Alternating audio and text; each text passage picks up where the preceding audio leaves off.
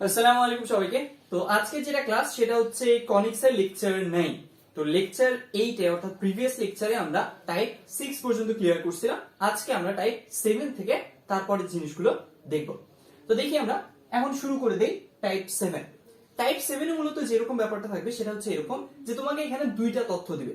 এখন এই দুইটা তথ্য বিভিন্ন রকম হতে পারে সেটা উৎকেন্দ্রিকতা, সেটা বৃহৎ অক্ষের দৈর্ঘ্য, ক্ষুদ্র অক্ষের দৈর্ঘ্য, উপকেন্দ্রিক লম্বের দৈর্ঘ্য, এরকম বিভিন্ন কিছু দিয়ে দিতে পারে। এখন এই যে এই দুইটা তথ্য দিয়ে দিবে, এই দুইটা তথ্যের উপরে বেস করে আমাদেরকে কি বের করতে হবে, ওই উপবৃত্তটার সমীকরণ বের করতে হবে। বুঝছো? দুইটা তথ্য দেওয়া থাকবে আর সেখান থেকে উপবৃত্তের সমীকরণটা বের করতে বলবে। তো এই ক্ষেত্রে ব্যাপারগুলো আসলে বেশ সোজা হয়। কেন সোজা হয় বলে দেই তোমাদেরকে। ওই যে আমরা থিওরি পড়ার সময় 5টা তথ্য লিখে দিছিলাম না, ওই যে বক্স আকারে লিখে দিছিলাম, বলছিলাম যে এইগুলো খুবই গুরুত্বপূর্ণ এবং এইগুলো মাথায় রাখলে খুব ভালোভাবে খুব ইজিলি কোশ্চেন সলভ করা যায়। তোমরা দেখবা ওইগুলো জানলেই, জাস্ট ওই 5টা জিনিস জানলেই এই টাইপের যে কোনো কোশ্চেন দিলেই সলভ করা যাবে। জাস্ট মাথা কাটায় সলভ করে দেওয়া যাবে। বুঝছো? এই বাদে আর থাকতে পারে কিরকম জিনিস, যে মনে করো একটা বিন্দু দিয়ে দিল, ওই বিন্দুটা দিয়ে সিদ্ধ করতে হবে, এরকম ব্যাপার স্যাপার দুই একটা কেসে থাকতে পারে। এছাড়া সবগুলাই কি হবে, এই টাইপের সবগুলো রাখি, দেখবা যে তোমাদের ওই যে 5টা জিনিস আমরা জানছিলাম ওই জানা জিনিসগুলোর কাজে লাগাই করা যাবে।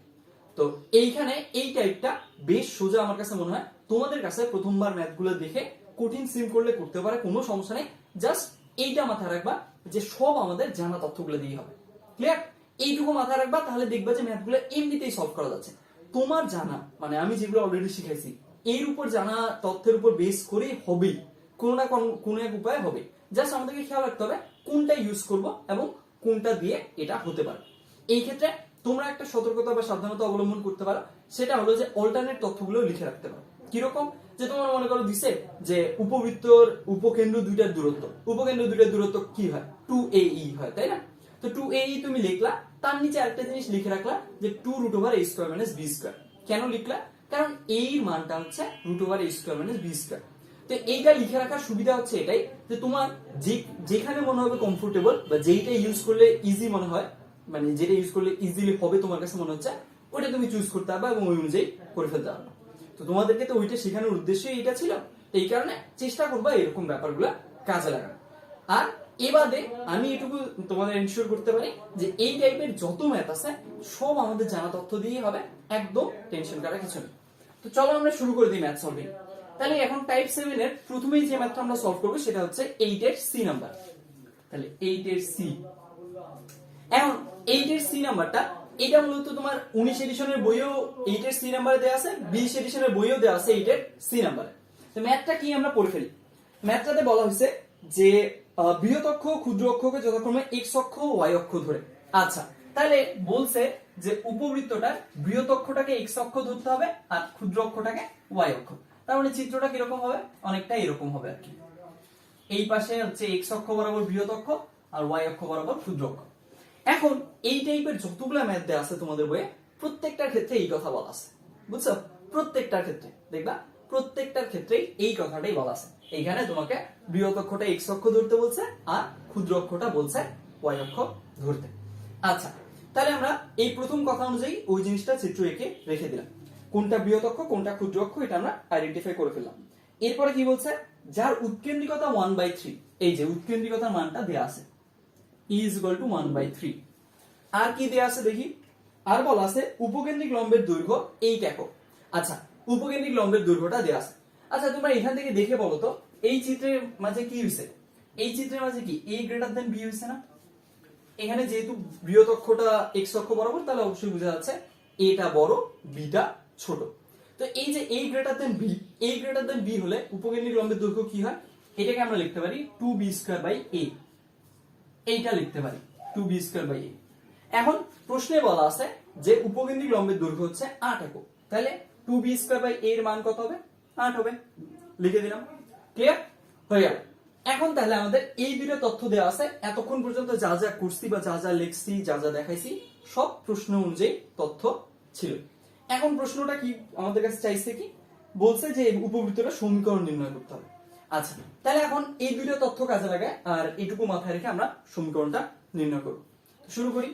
দেখো এই যে এখানে দেয়া আছে 2b²/a = 8। এইখানে তুমি একটা জিনিস খেয়াল করো, এইখানে আছে বি স্কোয়ার। এখন একটা জিনিস দেখো, যখন a গ্রেটার দেন b হয় তখন আমরা কি লিখতে পারি, b square is equal to a square into 1 minus e square. এটা কিন্তু আমরা লিখতে পারি, এবং এটা আমাদের ওই বক্সের 5টা তথ্যের মাঝে কিন্তু একটা তথ্য ছিল এটা। আচ্ছা, তাহলে এই কেসে যেহেতু এটা লিখতে পারি, এইখানে যেহেতু বি স্কোয়ার চলে আসছে, এক কাজ করি, বি স্কোয়ারের জায়গায় এর মানটা অর্থাৎ a square into 1 minus e square লিখে দিই, বসাই দিই। তাহলে দেখি কি আসে। তাহলে দাঁড়াচ্ছে 2 into a square into 1 minus e square, নিচে থাকলো a আর এখানে থাকলো 8 গেল। এই পাশে এখন এই যে 2 আর 8 একটা ক্যান্সেলেশন হয়, তাহলে ক্যান্সেলেশন হয়ে থাকে কত, 4 থাকে। জাস্ট 2টা এই পাশে এসে ক্যালকুলেট করে দিলাম। এখানে থাকে ultimately a into 1 minus e square, a into 1 minus e square is equal two 4, এটা থাকতেছে। এখন দেখো এইখানে তোমার কি জানা তথ্য আছে, ইটা কিন্তু তুমি জানো, ই এর মানটা জানা আছে।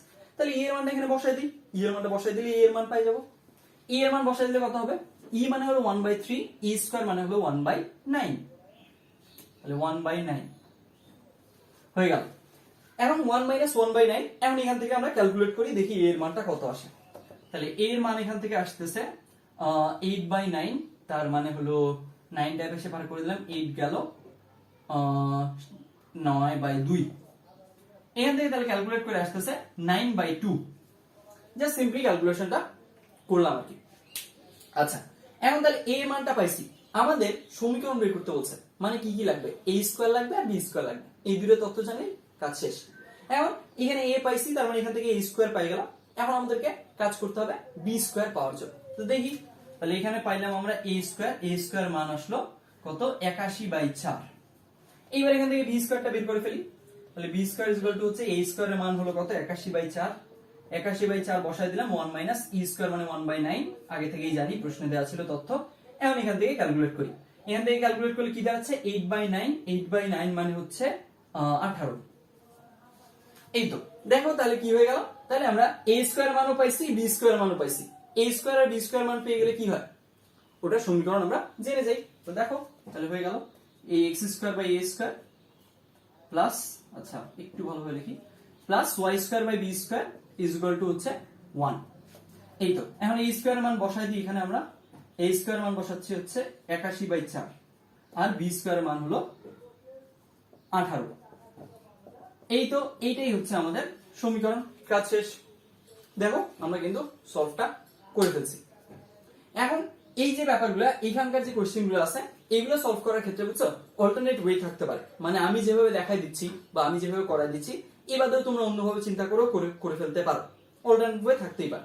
এই ক্ষেত্রে এটা কোনো ব্যাপার না, তুমি যেই মানে ওয়েতে কমফোর্টেবল ফিল করো সেটা করলেই হবে, জাস্ট সমাধান করতে পারলেই হবে। আচ্ছা, তাহলে দেখো এখানে আমাদের কি ছিল ম্যাথটা, আমরা একটু দেখাই দিই, বলে ফেলি। এখানে মূলত প্রথমেই বলে দিছিল যে এটা বড় হবে, বিটা ছোট হবে, এক্স অক্ষ মেইন অক্ষ আর ওয়াই অক্ষটা ক্ষুদ্র অক্ষ। তারপরে ওই অনুযায়ী আমরা চিত্র আঁকছি আর এটা রাখছি মাথায়। এরপরে কি তথ্য দেওয়া ছিল, এই যে উৎকেন্দ্রিকতা 1/3 দেওয়া ছিল আর এখানে উপকেন্দ্রিক লম্বের দৈর্ঘ্য এটা দেওয়া ছিল, ওই অনুযায়ী আমরা এটা লিখছি। লেখার পরে দেখতেছি এই যে এখানে বি স্কয়ার আছে, আমরা কিন্তু বি স্কয়ার সম্পর্কে একটা তথ্য জানি, সেটা কি, যে b square is equal to কি হয়, a square into 1 minus e square হয় এই কেসে, a গ্রেটার দ্যান b এর কেসে। তাহলে এখানে আমরা কি করতে পারি, বি স্কয়ার মানটা বসাই দিতে পারি, বি স্কয়ার মানটা এখানে বসাই দিছি, বসাই দেওয়ার পর ক্যালকুলেট করছি, আর এখানে কি ছিল, 1 মাইনাস e স্কয়ার ছিল, e এর মান তো তুমি জানো, এখান থেকে এখানে বসাই দিলা।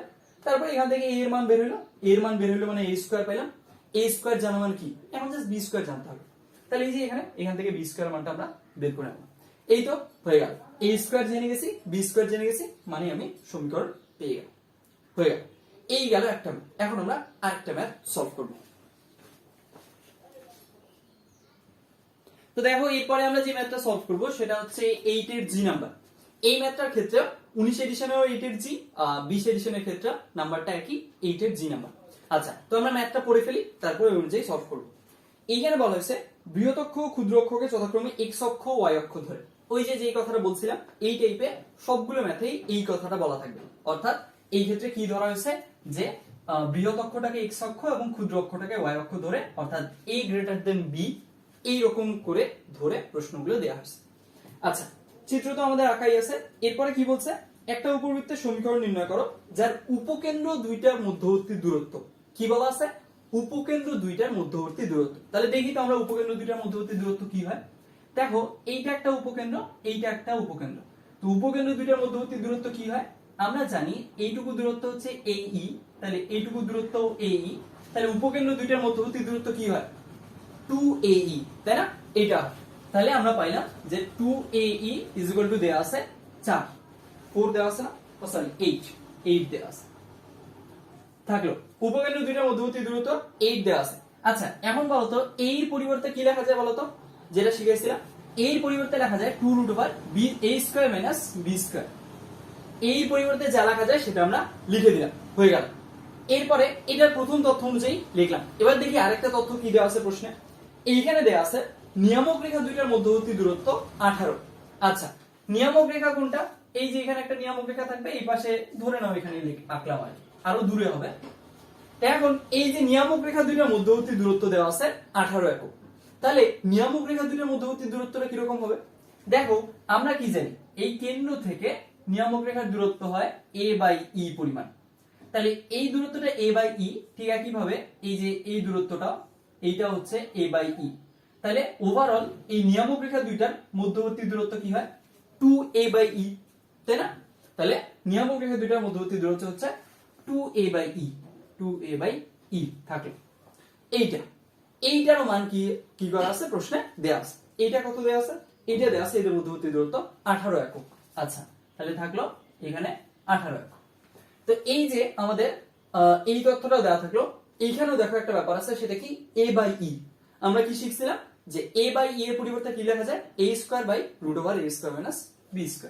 লিখে দেই a² / b² থাকলো। এই তো তাহলে আমাদের প্রশ্ন সংক্রান্ত যত ব্যাপার স্যাপার ছিল সবগুলো আমরা লিখে ফেলছি এখানে। ক্লিয়ার? প্রথমত প্রশ্ন অনুযায়ী চিত্রটা আগে থেকে আঁকাই ছিল, তারপর যে দুটো তথ্য ছিল এইটা আর এইটা, ওই দুটো তথ্য অনুযায়ী এই দুটো তথ্য আমরা লিখে ফেলছি।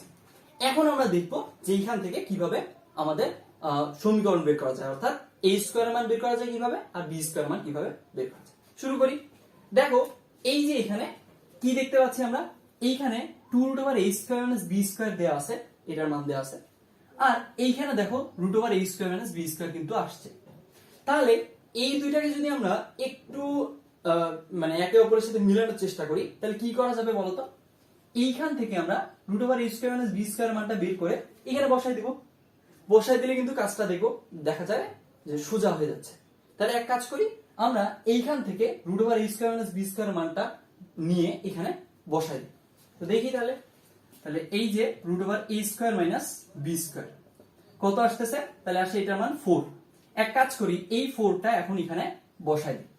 তাহলে দেখি কি আসে, 2a² / 4 = 18 থাকলো।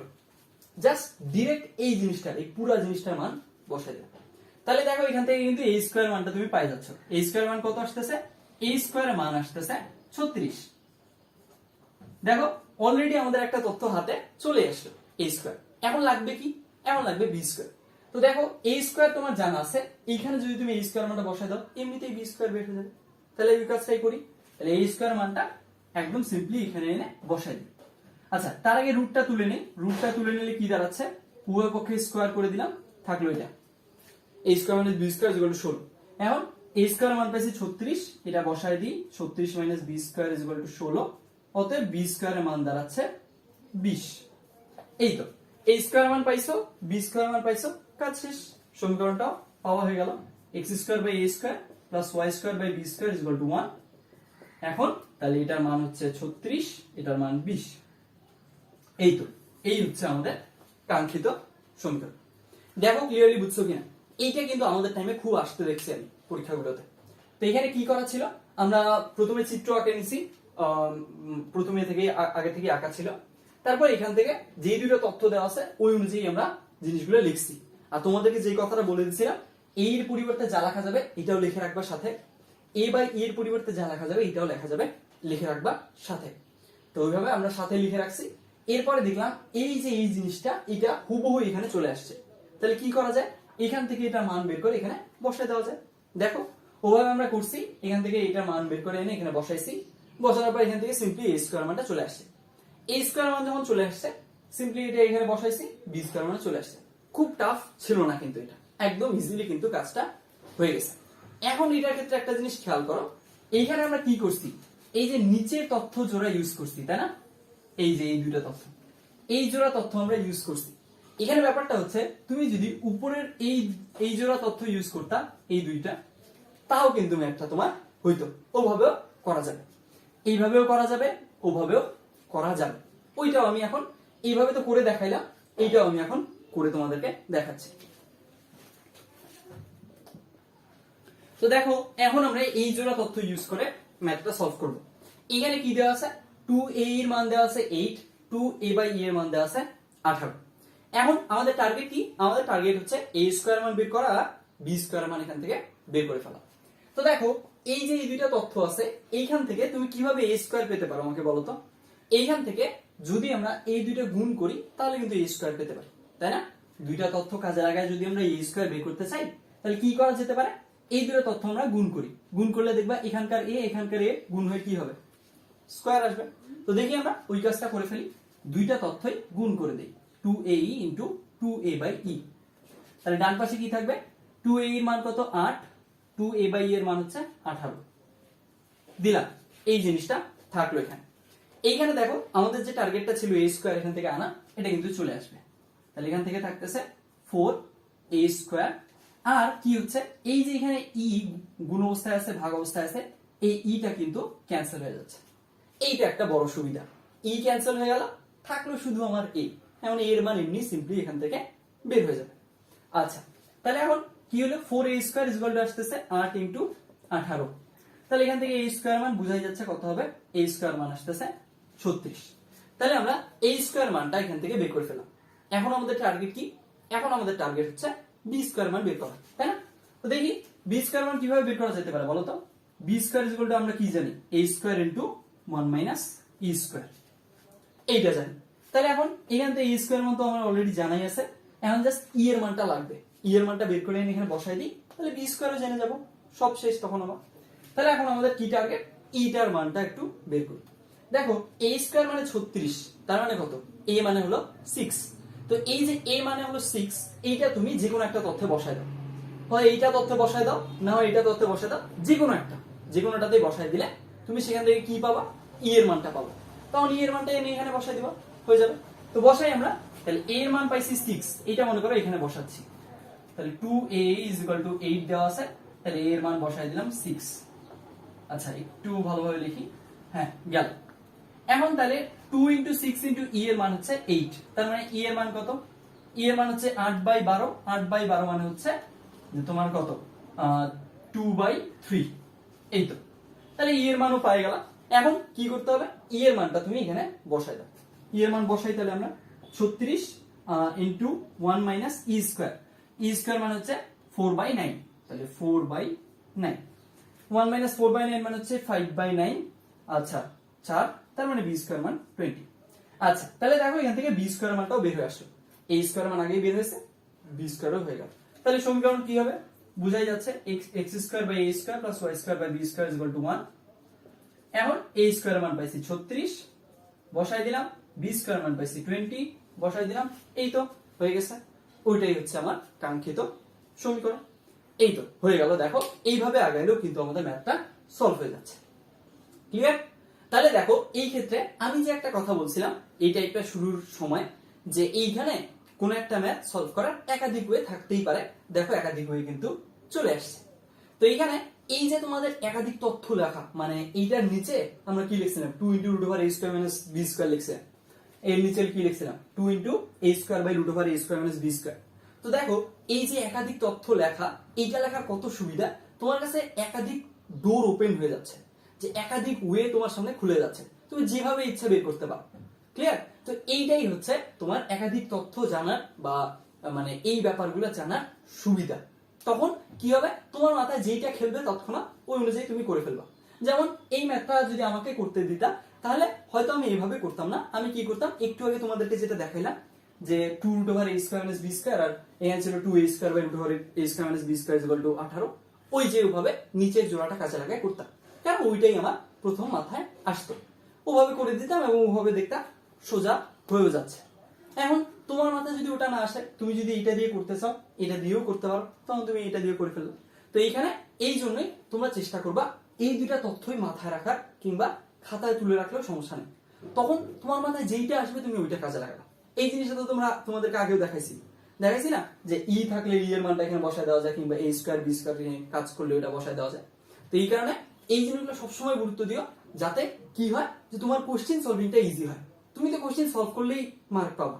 তো এই কারণে চেষ্টা করবা যত কমফোর্টেবলি তুমি সলভ করতে পারো। একাধিক তথ্য থাকা মানে কি, আমার হাতে একাধিক অপশন থাকা, আমার হাতে একাধিক অস্ত্র থাকা, যেটা কাজে লাগে আমি ম্যাথটা সলভ করতে পারবো। তো এই কারণে এই তথ্যগুলোকে গুরুত্ব দিতে হবে এবং এই অনুযায়ী কাজ করা যেতে পারে। এইটা মূলত এই কারণেই দেখালাম, যাতে করে তোমরা বুঝতে পারো যে হ্যাঁ, একাধিক তথ্য থাকলে আসলেই ম্যাথগুলো কিন্তু একাধিক ওয়েতে করা যায়, যে কোনো একটা করলেই চলবে। আচ্ছা, এই গেল। এখন আশা করা যায় এই ব্যাপারটা বুঝছো, এখানে ম্যাথটা কিভাবে করছি আমরা। এই দুইটা মূলত গুণ করছি, কারণ আমাদের টার্গেট ছিল এ স্কোয়ার যাতে আসে। সেখান থেকে এ স্কোয়ার মানটা পেয়ে গেলাম, ই তো ক্যান্সেল হয়ে গেল। তারপর সেখান থেকে বি স্কোয়ার বের করবো, তখন লিখলাম বি স্কোয়ার মানে এরকম। এখানে দেখতেছি ইটা লাগবে, ইটা বের করে নিলাম, বসাই দিলাম, এই তো হয়ে গেল। এরকম এই টাইপের ম্যাথ তোমাকে আটকানোর মতো কিচ্ছু নেই লিটারেলি। তুমি জাস্ট তথ্যগুলা মাথায় রাখবা, ওই তথ্যগুলোর মাঝেই তুমি দেখবা যে ওগুলা নিয়েই এক একটাকে এক একবার কাজে লাগায় ম্যাথগুলো কিন্তু হয়ে যাচ্ছে। আচ্ছা, এখন এই টাইপের ম্যাথ কি কি আছে বলে দিই আমরা। এই যে টাইপ 7 বললাম, এর মতো করে ম্যাথ দেওয়া আছে 8 এর এ থেকে জি নাম্বার, এইগুলো এই ম্যাথগুলো দেওয়া আছে টাইপ 7 এর অন্তর্গত। এই ম্যাথগুলো হচ্ছে তোমার 19 এডিশনের ক্ষেত্রেও নাম্বার এটা, 20 এডিশনের ক্ষেত্রেও নাম্বার এটা। দেখে ফেলো ম্যাথগুলো সবগুলোই পারার মতো। তো চলো এবার আমরা টাইপ 8 এ যাই। তো দেখো এইবার আমরা যাব টাইপ 8 এর দিকে। টাইপ 8 এর যে ব্যাপারগুলো, এইটাও অনেকটা টাইপ 7 এর মতোই, অর্থাৎ এখানেও তোমাকে একাধিক বা একটা তথ্য দিবে। তো এখন এই এক বা একাধিক তথ্য থেকে তোমাকে আরো অন্য কোনো তথ্য, সেটা সমীকরণ হোক, উৎকেন্দ্রিকতা হোক, এরকম ব্যাপারগুলো জানতে চাবে। এখানে ডিফারেন্সটা মেইনলি এই জায়গায় যে টাইপ 7 এর জিনিসগুলো যেরকম ছিল এইখানে টাইপ 8 এ এইটা মূলত হবে থিওরিটিক্যাল বেশি, বুঝছো? এইখানে মূলত জিনিসপত্র তোমাকে থিওরিটিক্যালি জিনিসগুলো চাবে। আচ্ছা, তো এখানে থিওরিটিক্যাল কোশ্চেনের ক্ষেত্রে একটা কোশ্চেন আছে বেশ ইন্টারেস্টিং, ওই জিনিসটা আমি বেশ ভালোভাবে বোঝানোর চেষ্টা করব। আর এই বাদে যা আছে সেগুলো নিউমেরিক্যাল, সেগুলো আমি করে দিচ্ছি, দেখো। আচ্ছা, তো এইখানে আরেকটা ব্যাপার লক্ষণীয়, সেটা হচ্ছে যে এরকম তোমাকে যদি প্রশ্নে বলে না দেয়, মাঝে মাঝে এমন হতে পারে যে তোমাকে বলে দিল না। যেমন আগের প্রশ্নে, অর্থাৎ আগের টাইপে আমরা কি দেখছি, প্রশ্নের শুরুতেই বলে দেওয়া থাকে যে একটা উপবৃত্ত আছে, এই উপবৃত্তটা এক্স অক্ষকে বৃহৎ অক্ষ ধরো আর ওয়াই অক্ষকে ক্ষুদ্র অক্ষ ধরো, এইরকম তথ্য বলে দেওয়া ছিল। তখন আমরা কি ধরে নিই? তখন আমরা ধরে নিই যে চিত্রটা এরকম হবে, এ গ্রেটার দেন বি হবে। যদি এরকম বলে দিত, বইয়ে নাই কিন্তু এরকম বলে দিতেই পারে যে বৃহৎ অক্ষ ধরবা তুমি ওয়াই অক্ষটাকে, ক্ষুদ্র অক্ষ ধরবা এক্স অক্ষ, তাহলে চিত্রটা ভিন্ন রকম হবে। তখন এ গ্রেটার দেন বি হবে না, বি গ্রেটার দেন এ হবে, এরকম ব্যাপার। তো এই যে ব্যাপারগুলো বলে দেওয়া থাকে, এখন এই কেসে এরকম তুমি জিনিস পেতে পারো যেখানে তোমাকে কিছু বলে দিবে না, বুঝছো? তোমাকে কোন অক্ষ বড় ধরবা, কোন অক্ষ ছোট ধরবা, এগুলো কিচ্ছু বলে দিবে না। তাহলে তখন কি করবো ভাইয়া? তখন যেটা করতে হবে যে সিম্পলি এইটা ধরে করে ফেলবা, বুঝছো? যখনই দেখবা তোমার এই সংক্রান্ত ব্যাপার দরকার কিন্তু প্রশ্নে কোনো তথ্য দেওয়া নেই, তাহলে কি করে নিতে হবে? সিম্পলি এইটা মাথায় ধরে নিয়ে করে দিবা। ক্লিয়ার হচ্ছে?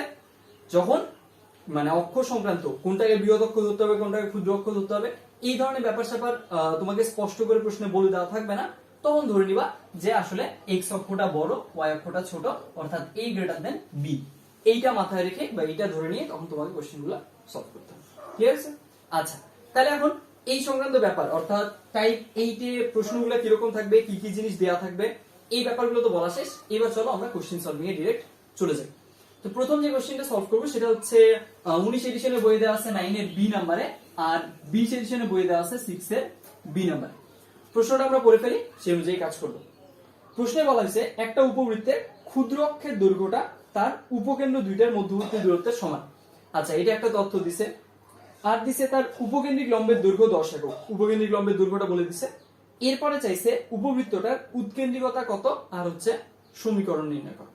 তো এই যে দেখো, এই পুরো প্রশ্নটা যে পড়লাম, এইখানে কোথাও কিন্তু এটা বলে দেওয়া নাই যে কোন অক্ষটাকে আমরা বৃহৎ অক্ষ ধরবো, কোনটাকে ক্ষুদ্র অক্ষ ধরবো, এটা কিন্তু বলে দেওয়া নাই।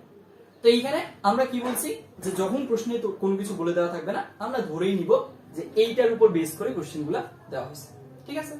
আচ্ছা, তাহলে আমরা ধরে নিলাম যে বৃহৎ অক্ষ হচ্ছে এ, এক্স অক্ষটা, আর ক্ষুদ্র অক্ষ হচ্ছে ওয়াই অক্ষ বরাবর, তার মানে এ গ্রেটার দেন বি। তাহলে চিত্র সংক্রান্ত কাজ আমাদের হয়ে গেল, মাথায় নিলাম এটা। এইবার তথ্যগুলো দেখি, তথ্যগুলো দেখে কাজ করব। তথ্যগুলো কি কি দিছে? একটা দিছে হচ্ছে যে উপবৃত্তটার ক্ষুদ্র অক্ষের দৈর্ঘ্য। তাহলে এটার ক্ষুদ্র অক্ষ কোনটা? 2b, ওয়াই অক্ষ বরাবর ক্ষুদ্র অক্ষ, এই যে এইটুকু বি, এইটুকু বি, ক্ষুদ্র অক্ষ হচ্ছে 2b। আচ্ছা, থাকলো তাহলে 2b থাকলো। এখন ক্ষুদ্র অক্ষের দৈর্ঘ্য বলা হয়েছে উপকেন্দ্র দুইটার মধ্যবর্তী দূরত্বের সমান। আচ্ছা দেখো তো, উপকেন্দ্র দুইটার মধ্যবর্তী দূরত্ব কি কি? এইটা একটা উপকেন্দ্র, এইটা একটা উপকেন্দ্র। তাহলে এই দূরত্ব হচ্ছে এই, এই দূরত্ব এই, তাহলে ওভারঅল মোট দূরত্ব উপকেন্দ্র দুইটার দূরত্ব কত? 2ae। এটা একটু আগে আমরা দেখছি। আচ্ছা, 2ae, এইটাকে কি লেখা যায় বলতো? এইটাকে লেখা যায় √a² - b²। এই তো লিখে দিলাম, এটা গেল। শর্তগুলো ক্লিয়ার হচ্ছে কিনা দেখিও। দূরত্ব সমান, আর বলছে তার উপকেন্দ্রিক লম্বের দৈর্ঘ্য 10 একক। আচ্ছা, তাহলে a গ্রেটার দেন b হলে উপকেন্দ্রিক লম্বের দৈর্ঘ্য কি হবে? 2b²/a। এইটা বলছে 10 একক। এই তো হয়ে গেল। তাহলে আমাদের প্রশ্ন পড়া, প্রশ্নের তথ্য তুলা, এই সংক্রান্ত সব ঝামেলা শেষ। প্রথমে দেখে নাও যে তুমি প্রশ্ন বুঝছো কিনা, তারপরে এখানে যে এলিমেন্ট গুলো আছে, শর্তগুলো দেওয়া আছে, সবকিছু ঠিকঠাক লিখতে পারতেছো কিনা। আশা করা যায় এটুকু ক্লিয়ার হয়েছে। এইবার আমরা কোশ্চেন সলভিং এ হাত দিব। প্রশ্নে কি চাইছে? মেইনলি সমীকরণটা চাইছে, আর হচ্ছে তোমার উৎকেন্দ্রিকতাটা চাইছে। তো দেখি আমরা এই ক্ষেত্রে কি কাজ করা যেতে পারে। দেখো, এই যে আমাদের এইখানে একটা তথ্য, এখানে একটা তথ্য, এর মাঝে এই তথ্যটা দেওয়া আছে এই b² সংক্রান্ত। এখানে কি ই সংক্রান্ত ব্যাপার স্যাপার আছে? ই সংক্রান্ত কিছু দিছে? দেয়নি। তাহলে ই সংক্রান্ত ব্যাপার যেহেতু দেয়নি, তাহলে আমরা এইটা ইউজ করব না। তাহলে কোনটা ইউজ করলে সুবিধা হবে? নিচেরটা, কারণ এখানেও b² আছে, এই যে এখানে এই তথ্যটাতেও b² আছে। তাহলে নিচেরটা ইউজ করলে সুবিধা হবে, আমরা টের পাচ্ছি। তাহলে করে ফেলি ইউজ। দেখি তাহলে কি দাঁড়ায়। এখন এখানে 2 আর 2 ক্যান্সেল হয়, তাহলে কি থাকে? b √a² - b² থাকে, থাকলো।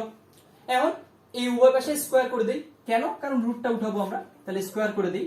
স্কয়ার করে দিলে এই পাশ থেকে রুট উঠে যাবে, এই পাশে একটা স্কয়ার আসবে, থাকলো। তাহলে কি দাঁড়ায়? তাহলে দাঁড়াচ্ছে a² = 2b²। এই তো, এইটা থাকলো। এখন এই যে a² = 2b², দেখো এইখানে কিন্তু 2b² অলরেডি দেয়া আছে, দেখছো? তাহলে এই যে এখানে 2b² অলরেডি দেয়া আছে, তাহলে 2b² এর পরিবর্তে আমি কি বসাইতে পারবো? a² ডিরেক্ট বসাই দিতে পারবো এখান থেকে।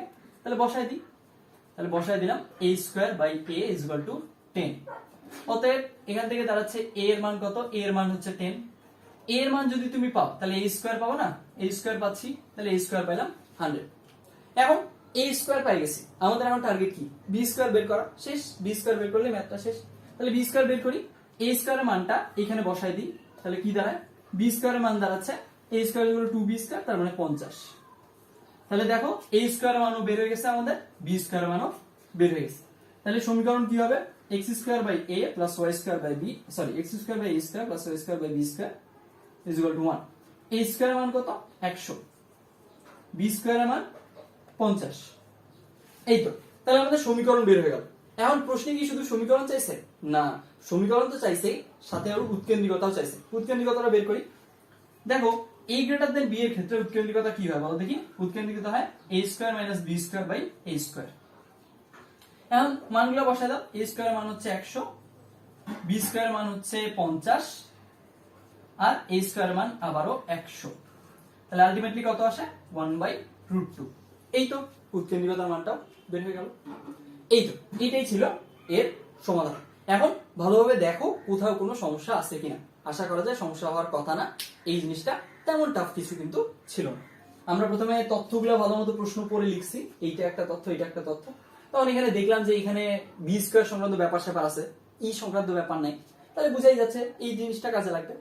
তারপরে এখান থেকে আমরা এইখান থেকে একটা তথ্য বের করলাম, এই তথ্যটা এখানে গিয়ে বসাই দিলাম, a এর মান বের হয়ে গেল, a এর মান বের হয়ে গেল, এখান থেকে b এর মান বের হলো, a² b²। শেষ, সমীকরণ পাইলাম।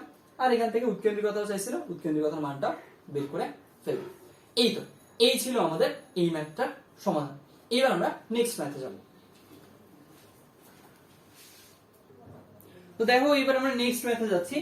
নেক্সট যে কোশ্চেনটা সলভ করব সেটা হচ্ছে 19 এডিশনের বই দেওয়া আছে 9 এর সি নম্বরে, আর 20 এডিশনের বই দেওয়া আছে 6 এর সি নম্বরে। তাহলে প্রশ্নটা আমরা পড়ে ফেলি প্রথমে। এইখানে বলছে প্রশ্নটাতে কোন উপবৃত্তের একটা উপকেন্দ্র আর অনুরূপ নিয়ামক রেখার মধ্যবর্তী দূরত্ব। আচ্ছা, এখানে কি বলা আছে উপকেন্দ্র আর ওর করেসপন্ডিং নিয়ামক রেখার দূরত্ব। তাহলে এই যে এইটা একটা উপকেন্দ্র আর ওর করেসপন্ডিং নিয়ামক রেখা কোনটা এইটা, তাহলে এইখান থেকে এই পর্যন্ত দূরত্ব, এইটুকু দূরত্ব আর কি, এইটুকু দূরত্ব, এই দূরত্বটা দেওয়া আছে, বুঝছো? গ্যাপ, এই দূরত্বটা দেওয়া আছে। আর কি দেওয়া আছে? ওর উৎকেন্দ্রিকতাটা দেওয়া আছে, উৎকেন্দ্রিকতার মান। এখন এখান থেকে বলছে ওর অক্ষ দুইটার দৈর্ঘ্য নির্ণয় করো। অক্ষ দুইটার দৈর্ঘ্য মানে হচ্ছে বৃহৎ অক্ষের দৈর্ঘ্য আর ক্ষুদ্র অক্ষের দৈর্ঘ্য। এই যে বৃহৎ অক্ষের দৈর্ঘ্য আর এই ক্ষুদ্র অক্ষের দৈর্ঘ্য, এই দুইটা বের করতে বলছে এই তথ্য থেকে। তো দেখি আমরা প্রশ্নটা কিভাবে সলভ করা যেতে পারে। দেখো এই তথ্য, এই যে এইটুকু দেওয়া আছে, এইটুকু দেওয়া আছে 16 ইঞ্চি। আচ্ছা এইখানে দেখো, এইখানে মূলত জাস্ট এককটা চেঞ্জ করছে। আমরা একটু আগে কি করছি, 16 একক বা 16 সেন্টিমিটার বা 16 মিটার এরকম জিনিসপত্র দিতে পারে। এইখানে ওরকম সিম্পলি কি দিছে, 16 ইঞ্চি দিছে, জাস্ট এককটা চেঞ্জ করছে। এটা কোনো ইস্যু না, আমরা নিজেদের মতো ক্যালকুলেশন করব। মানগুলা কিসে আসবে? মানগুলা ইঞ্চিতে আসবে, এটাই হচ্ছে কথা।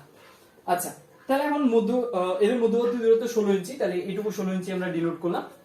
আর এই উৎকেন্দ্রিকতার মানটা দেওয়া আছে 3/5 থাকলো। আচ্ছা এখন তুমি দেখো তো, এই যে দূরত্বটা 16 ইঞ্চি, এইটুকুকে আমরা কিভাবে প্রকাশ করতে পারি? একটু মাথা কাটায় বলো তো আমাকে, এইটুকু দূরত্বকে কিভাবে প্রকাশ করা যেতে পারে? আমরা তো এইটুকু দূরত্বের প্রকাশ জানি, এই দূরত্বটার প্রকাশ জানি। এখন তাহলে এই দূরত্বটার প্রকাশ কি বলো তো? পারার কথা। সেটা কি? দেখো আমরা জানি যে এই পয়েন্টটা থেকে, এইখান থেকে এই পয়েন্টের এই যে উপকেন্দ্র পর্যন্ত দূরত্ব, এটা হচ্ছে এই, এইটুকু আমরা জানি। আর এইখান থেকে এই যে এই পয়েন্ট থেকে এই নিয়ামক রেখা পর্যন্ত দূরত্ব হচ্ছে a/e, এইটুকু আমরা জানি, তাই না? তাহলে আমরা কি জানতেছি? এই দূরত্বটা জানি আর এইখান থেকে এই দূরত্বটুকু জানি। এইটা হচ্ছে তোমার নিয়ামক রেখা পর্যন্ত দূরত্ব a/e, আর এইটুকু হচ্ছে তোমার এই। তাহলে এখন দেখো তোমার লাগবে কোনটা? এই মাঝখানেটুকু লাগবে, অর্থাৎ এইখান থেকে এইটুকু লাগবে, এই যে মাঝখানেটুকু এইটুকু লাগবে। তাহলে এইটুকু কি হবে বলতো? বুঝাই যাচ্ছে এই পুরাটা থেকে এইটুকু বিয়োগ করলে এটা পাওয়া যাবে, তাই না? একদম সিম্পল হিসাব। তাহলে আমরা কি করতেছি, এইটুকুর দৈর্ঘ্য যেহেতু দেওয়া আছে, তার মানে আমরা কি বলতে পারবো, এইটুকু দৈর্ঘ্য হচ্ছে এই পুরাটা থেকে এইটুকুর বিয়োগফল। এইখান থেকে এইটুকু যদি বাদ দিয়ে দিই তাহলে এইটুকু থাকে, ঠিক আছে? তাহলে আমরা লিখি কি জিনিসটাকে কিভাবে লেখা যায়? তাহলে এই মোট দূরত্ব এই যে এইটুকু, এটা হচ্ছে a/e, এই পুরা দূরত্বটা হচ্ছে a/e, লিখলাম a/e। এখান থেকে যদি আমরা এই বাদ দেই, বাদ দিলাম এই, থাকে কি? থাকে এইটুকু আমাদের কাঙ্ক্ষিত জিনিস, এই যে 16 ইঞ্চি, এই জিনিসটা থাকে। এইটুকু দেখো ক্লিয়ার হচ্ছে কিনা, আগে এইটুকু ক্লিয়ার হতে হবে। খুব সোজা হিসাব, একদম সিম্পলি আমরা এই পুরা দৈর্ঘ্যটা জানি, এইটুকু জানি, তাহলে এই পুরাটা থেকে এটুকু বাদ দিলেই আমার কাঙ্ক্ষিত জিনিস বা প্রদত্ত জিনিসটা থাকে। তাহলে এই তো লিখে ফেললাম আমরা। তাহলে এটাকে লিখলাম আমরা a/e minus a is equal two 16 ভাবে লিখলাম। এখন a/e কে কি লেখা যায় বলো তো? a/e কে লেখা যায় a square by root over a square minus b square. ঠিক একইভাবে a কে কি লেখা যায়? Root over a square minus b square. লিখে দিলাম, প্রকাশটা থাকলো। এই একটা তথ্য দেওয়া ছিল, তথ্যটাকে আমরা এক্সপ্রেশন দিয়ে প্রকাশ করে ফেলছি। এখন আরেকটা তথ্য কি দেওয়া আছে? e এর মান দেওয়া আছে, e এর মান দেওয়া আছে 3/5, এইটা দেওয়া আছে। এখন এখান থেকে আমাকে কি বের করতে হবে? a এর মান বের করতে হবে, কারণ আমাকে বৃহৎ অক্ষ লাগবে, বৃহৎ অক্ষ মানে হচ্ছে 2a।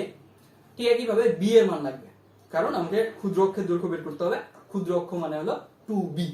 তো এই যে 2a আর 2b লাগবে, তার মানে আমাদের a এবং b এর মানটা লাগবে। তো দেখি কিভাবে বের করা যায়। আচ্ছা তো এখন দেখো এইখানে এই তথ্যগুলো আর এই তথ্যটা, এই দুইটা যদি আমরা সমন্বয় করি তাহলে কি পাচ্ছি?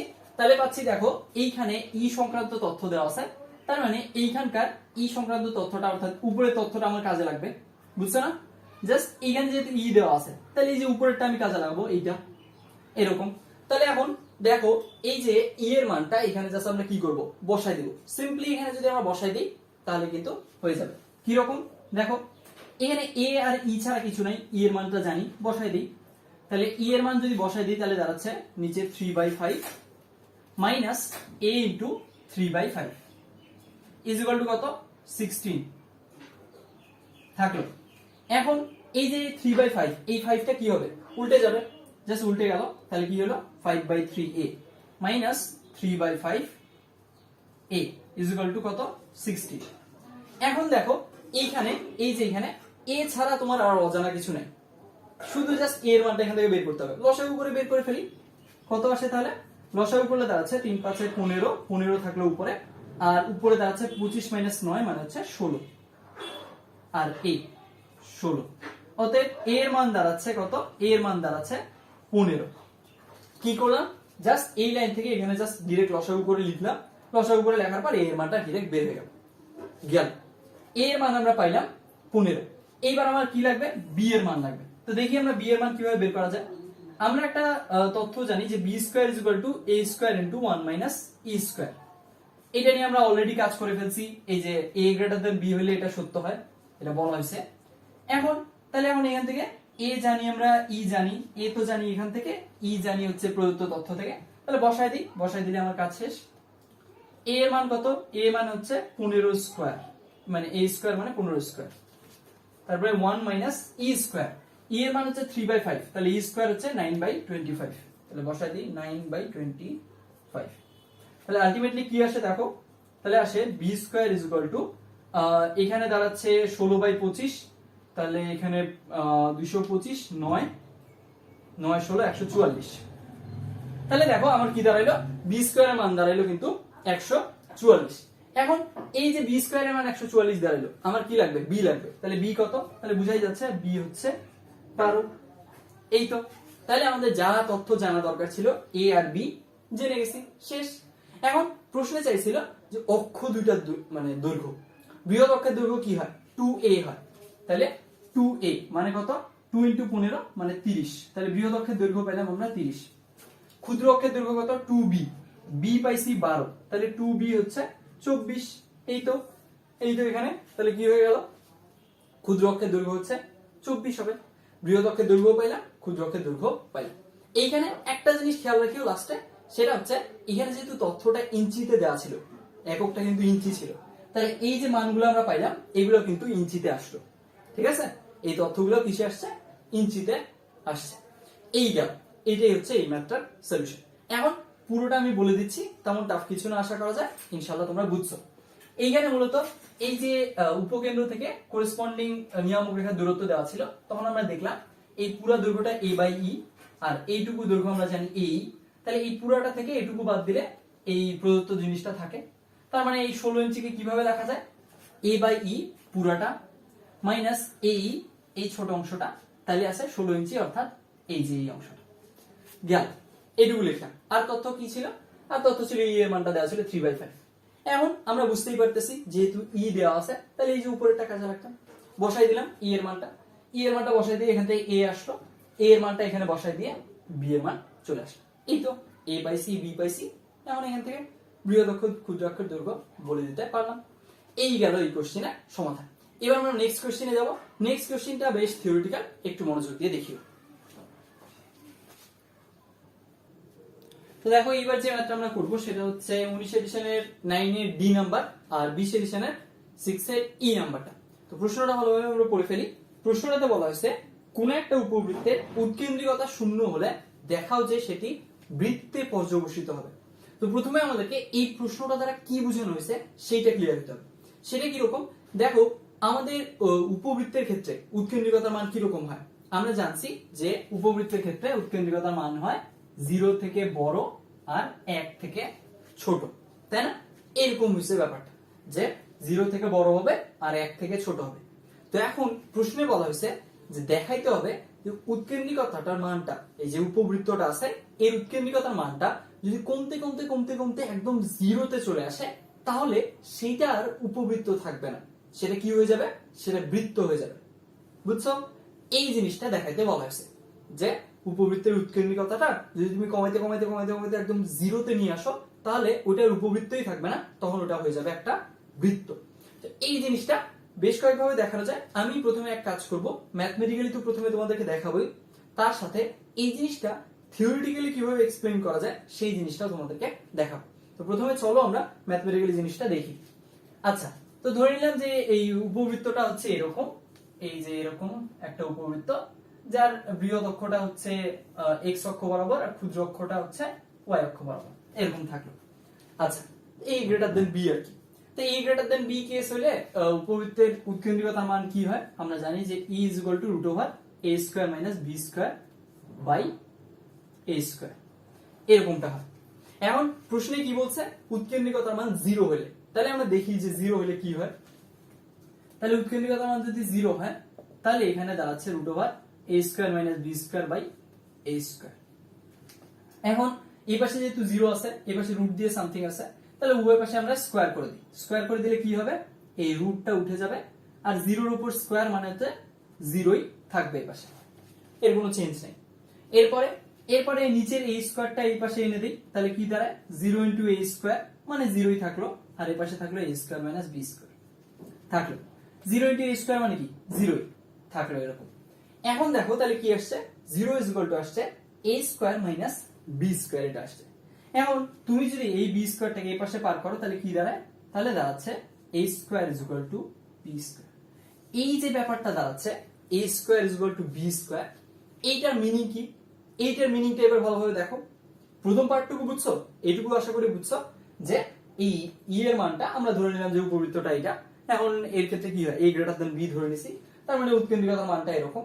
এখন এইটার ক্ষেত্রে আমরা আনলাম যে এখান থেকে 0 বসায় দেখলাম যে a square is equal two b square আসছে।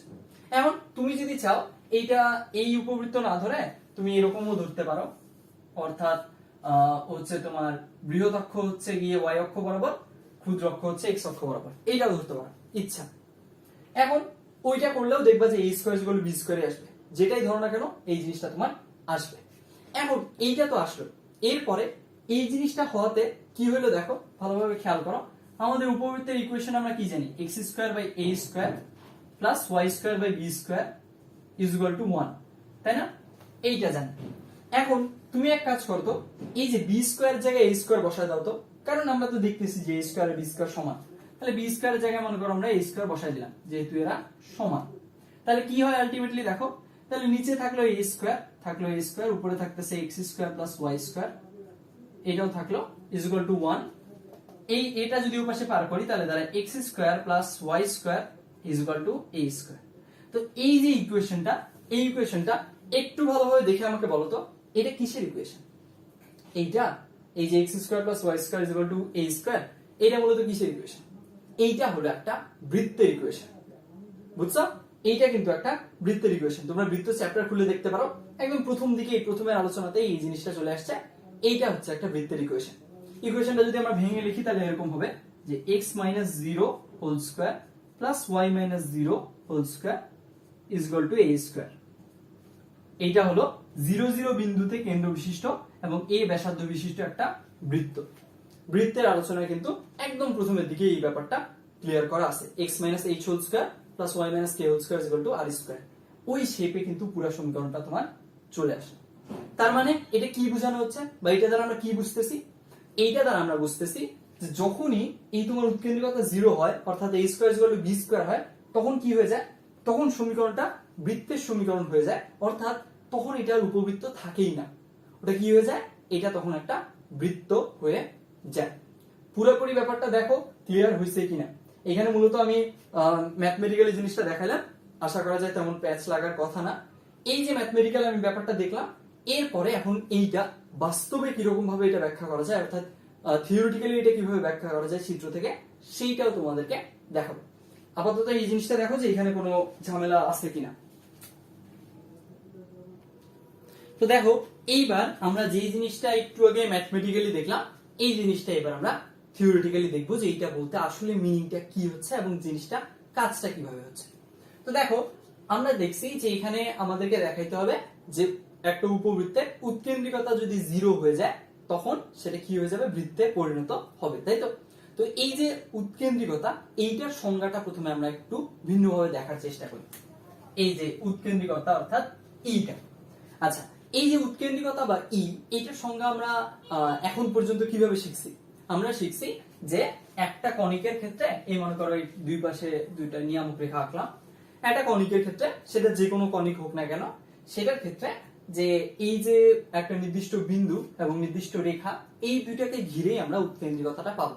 কিভাবে পাবো সেই জিনিসটা আমরা শিখছি যে এই উপরে, এর উপরে যে কোনো একটা বিন্দু যদি P হয়, আর এটা যদি ওর উপকেন্দ্র এস হয়, তাহলে ব্যাপারটা কি রকম দাঁড়াবে? তাহলে ব্যাপারটা দাঁড়াচ্ছে যে এই পি বিন্দু থেকে এই স্থির বিন্দুর দূরত্ব এবং এই পি বিন্দু থেকে এই নির্দিষ্ট রেখার দূরত্ব, এই দুটা দূরত্বের অনুপাতকে কি বলা হবে? উৎকেন্দ্রিকতা বলা হবে। এইটাই আমরা কিন্তু শিখছি। এটা একদম কনিকের শুরুতেও বলা হয়েছে, তারপরে এই উপবৃত্তের আলোচনাতেও আরো একবার বলা হয়েছে। তার মানে আমরা উৎকেন্দ্রিকতা মিনিং শিখছি এটা যে E = SP/PM, এইটা শেখানো হয়েছে আমাদেরকে, SP/PM এইটা। অর্থাৎ এই জিনিসটা কিরকম দাঁড়াইলো যে উপবৃত্তের উপরে যে কোনো বিন্দু থেকে এই উপকেন্দ্রের দূরত্ব এবং করেসপন্ডিং নিয়ামক রেখার দূরত্ব, এই দুইটা দূরত্বের অনুপাতকেই বলা হচ্ছে আমাদের উৎকেন্দ্রিকতা, তাই না? SP/PM = E, এইটা আমরা শিখছি। এখন ব্যাপারটা হচ্ছে যে এই ক্ষেত্রে আমাদের বোঝার সুবিধার্থে কিংবা তোমাদেরকে বোঝানোর সুবিধার্থে এই উৎকেন্দ্রিকতা জিনিসটাকে আমরা একটু ভিন্নভাবে ডিফাইন করব। কিভাবে? এই যে এখন ডেফিনেশনটা দিতে যাচ্ছি, দুনিয়ার অনেক বইয়ে এই উপবৃত্তের ক্ষেত্রে উৎকেন্দ্রিকতাকে বেসিক্যালি এইভাবেই তারা ডেসক্রাইব করে বা ডিফাইন করে। সেটা কি রকম? সেই বইটা দেখো, বেশ সোজা। এটা ধরে নাও এই যে এই বিন্দুটা যেহেতু আমাদের উপকেন্দ্র, এই ধরে নিলাম এই দূরত্বটা হচ্ছে সি, এই দূরত্বটা সি, আর এইটা হচ্ছে বৃহৎ অক্ষ মানে হচ্ছে বৃহৎ অক্ষের অর্ধেক আর কি। এই দূরত্বটা কত? এইটা আমি এসটা মুছে দিচ্ছি। এই যে এই দূরত্বটা, এটা হচ্ছে এ, তাই না? এইটুকু এ আর এইটুকু এ, এই দুইটা মিলেই তো 2a হয়। ঠিক একই রকম ভাবে এইটুকু বি, এইটুকু বি, এই দুইটা মিলে 2b হয়। তো ওই রকম আর কি, এইটুকু এ আর এইটুকু হচ্ছে সি। এখন অনেক বইয়ে কিভাবে এই উৎকেন্দ্রিকতাকে ডিফাইন করা জানো? উৎকেন্দ্রিকতাকে ডিফাইন করা এইভাবে যে E = C/A। কি লিখলাম? E = লিখলাম C/A। সিটা কি? সি হচ্ছে এই কেন্দ্র থেকে উপকেন্দ্র পর্যন্ত দূরত্ব, আর এটা কি? এ হচ্ছে কেন্দ্র থেকে শীর্ষ পর্যন্ত দূরত্ব। তো এই দুইটার অনুপাত আকারে ইটাকে প্রকাশ করা হয়। এখন আমরা দেখি যে আসলে এই জিনিসটা এটা যে প্রকাশ করা হয়, প্রকাশটা সত্যি কিনা দেখি। খুব সহজেই চেক করা যায়। আমরা কি জানি? আমরা জানি যে এই দূরত্বটা যেটাকে আমরা সি লিখছি, এটার পরিমাপ কিন্তু আমরা জানি। সেটা কত? সেটা হচ্ছে এই পরিমাণ দূরত্ব। তাহলে সি এর পরিবর্তে আমরা এই লিখে দিতে পারি, তাই না? আমরা কি শিখছি যে এই দূরত্বটুকু, এটুকু এই শিখছি না? এটুকু কিন্তু এই আমাদের শেখা আছে। তাহলে সি এর পরিবর্তে এই লিখে দিলাম, আর এর পরিবর্তে এ থাকলো। দেখতেছি আমরা ই আসতেছে, হ্যাঁ ঠিকঠাক আছে। অর্থাৎ E = যে C/A, এটা যে লেখা হয় এটা আসলে ঠিকঠাক আছে, ডেফিনিশন ঠিক আছে, সমস্যা নাই। এই জিনিসটাই জাস্ট তোমাদেরকে চেক করে দেখাই। এখন তার মানে আমরা বুঝলাম যে E = C/A, এটা লেখা ঠিক আছে, এটাতে কোনো ঝামেলা নাই, এটাতে কোনো ত্রুটি নেই, এই লেখাটা ঠিকঠাক গেল। এখন এই যে এই লেখাটা E = C/A, এইটা রেশ ধরে আমরা পুরো ব্যাপারটা দেখব। কিভাবে? দেখো, E = আমাদের বলা হয়েছে C/A, আর প্রশ্নে আমাদেরকে বলছে যে উৎকেন্দ্রিকতার মান 0, তার মানে এইটার মান 0, তাই না? এইটার মান 0 হইতে হবে। এখন দেখো, এইটার মান যদি 0 হইতে হয়, মনে করো এইটা আমি মুছে দিলাম, C/A এর মান যদি 0 হইতে হয়, তাহলে কি হইতে হবে বলো তো শর্ত? তাহলে অবশ্যই বোঝা যাচ্ছে C এর মান অবশ্যই 0 হইতে হবে, তাই না?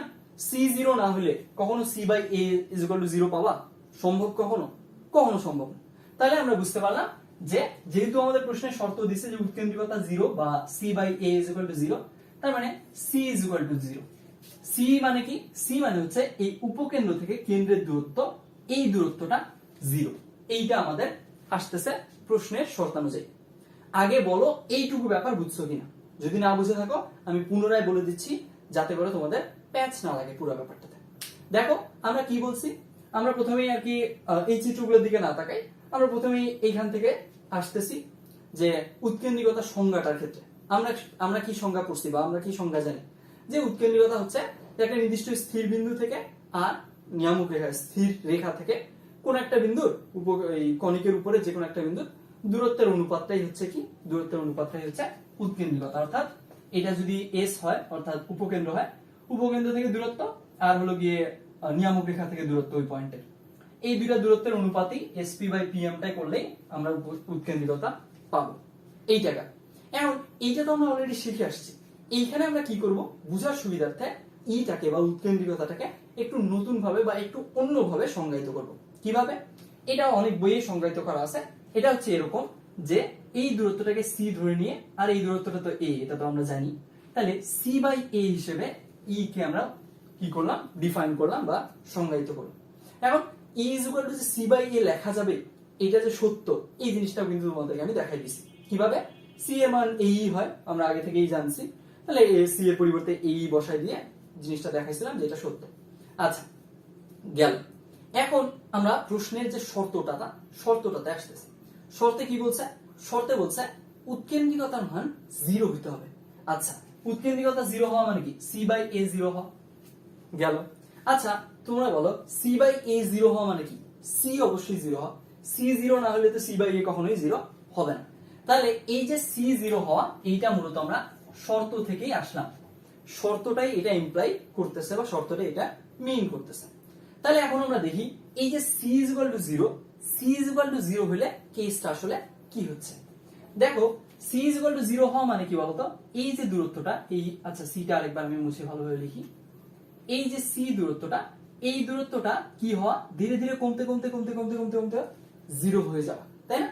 তো দেখি আমরা কমতে কমতে এই c দূরত্বটা, এইটুকু দূরত্ব, এই দূরত্বটা যদি কমতে কমতে কমতে কমতে 0 হয়ে যায়, তাহলে আসলে কেসটা কি রকম হয়?